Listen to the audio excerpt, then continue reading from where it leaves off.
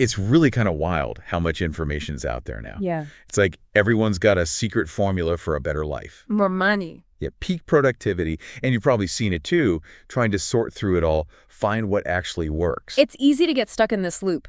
Of inspiration. Yeah, totally. You find a headline dive into an article. And you feel that little rush of motivation. But then what? What happens next? We're left with excitement, but nothing really changes. So how do we get off that hamster wheel? How do we take in all this information and actually use it to make real change? What if all this advice is actually holding us back? What do you mean? Well, we often treat learning like it's just about grabbing prepackaged solutions. Just add water and stir. Right. But real learning, it's about building a perspective that works for you, And your goals. your challenges.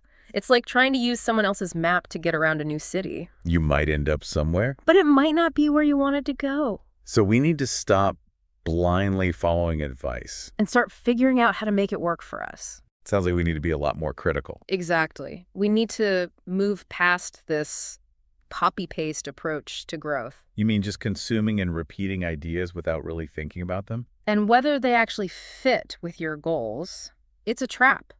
It makes you feel informed, but not really empowered. Okay, so how do we avoid falling into that trap? Where do we even start? It starts with understanding that you're the architect of your own learning journey.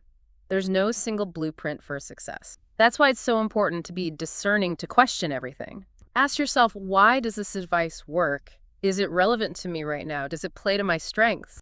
Think of it as active learning, not passive consumption.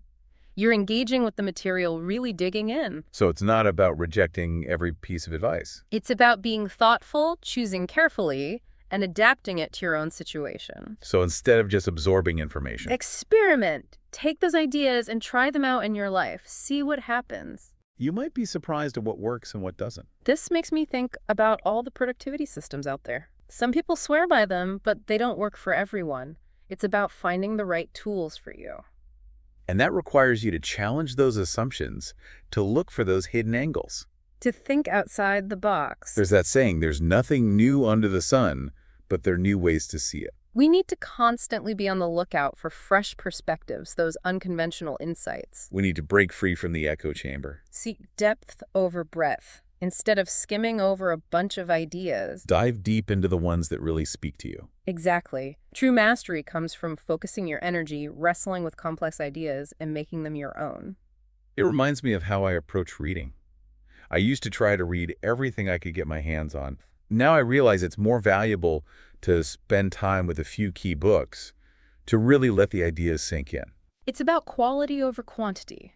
And that leads to the most important principle of all: developing your own framework for understanding and applying knowledge. Your own mental model. This is where you go from just collecting wisdom to actually creating it. It's like taking all these ingredients and making your own unique dish. Every experience, every success, every failure adds another layer to that framework. It's always evolving. It's a process of constantly refining your understanding of the world based on your own unique journey. So we've been talking about building our own framework, but how do we avoid just copying the biases in the information we take in? That's so important. It's like a game of telephone. You know, as ideas get passed around, they can get distorted. Sometimes it's subtle, sometimes it's a huge shift. What starts as a nuanced point can end up as a... Soundbite. Exactly. Yeah. So we can't just question the ideas themselves. We need to question the sources. And how those ideas have evolved over time. Think about how historical events get portrayed.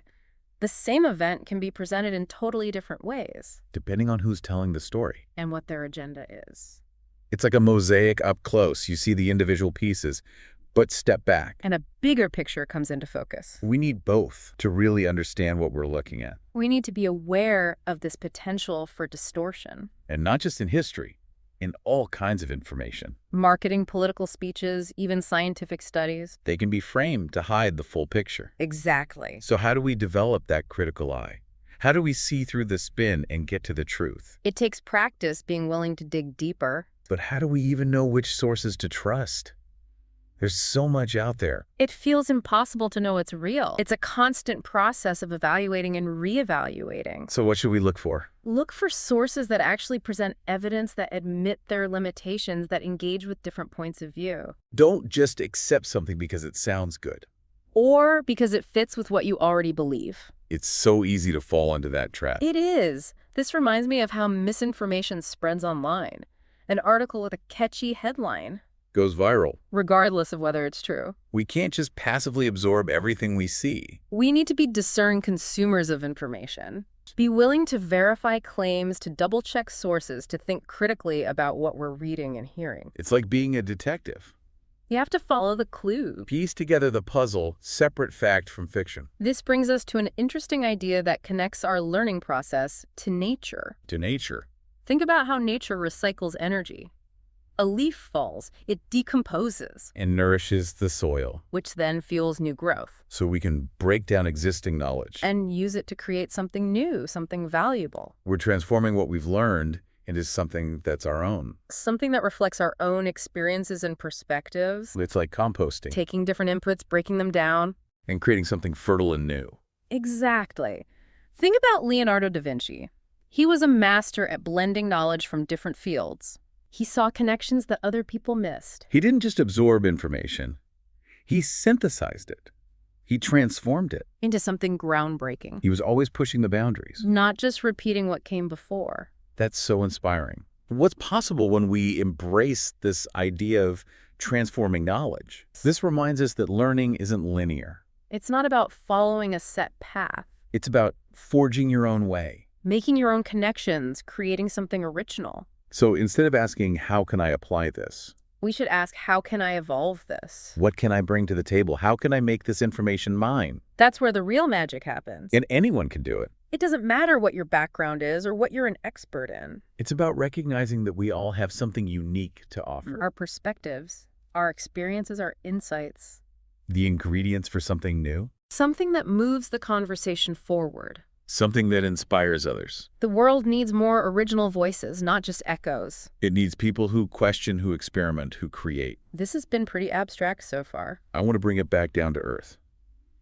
For you, the listener, you have a story to tell. You have a perspective to share. You have a contribution to make. And it doesn't have to be huge or change the world. It can be something small, something personal, something that makes a difference in your life. Or in the lives of people around you. It can be a new way of looking at a problem. A creative solution. A piece of art that moves people, an act of kindness that brightens someone's day. The point is, you have something to offer.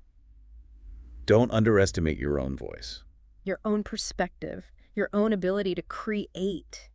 So as you keep learning, remember this, you're not just a consumer of knowledge. You're a creator. You have the power to turn information into wisdom, to turn ideas into action. To shape the world around you. Embrace that power. And don't be afraid to make some noise. That was pretty thought-provoking. Thank you for tuning in to this episode of the Deep Thoughts Podcast. I hope you found insights and inspiration to take with you on your journey of self-growth. If you enjoyed the show, be sure to hit the subscribe button so you never miss an episode. And don't forget to follow us on social media to stay updated on new releases and exclusive content. See you next time, where we'll continue to help you grow and explore your full potential.